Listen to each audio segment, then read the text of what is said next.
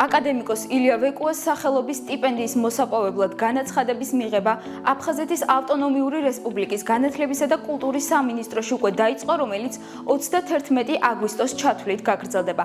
სტიპენდია გათვალისწინებულია მათემატიკის, გამოყენებითი მათემატიკისა და კომპიუტერული მეცნიერებების მიმართულებების ბაკალავრიატისა და მაგისტრატურის მიღწევებითა და წარმატებებით წარმოჩენილი იმ სტუდენტებისთვის, რომლებსაც 80% და მეტი აკადემიური მოსწრება აქვთ.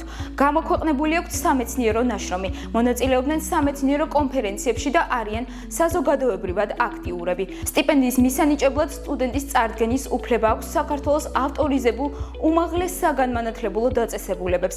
დამატებითი ინფორმაცია შეგიძლიათ იხილოთ აფხაზეთის ავტონომიური რესპუბლიკის განათლებისა და კულტურის სამინისტროს Facebook გვერდზე ან დარეკოთ აფხაზეთის ავტონომიური რესპუბლიკის ცხელ ხაზზე 153.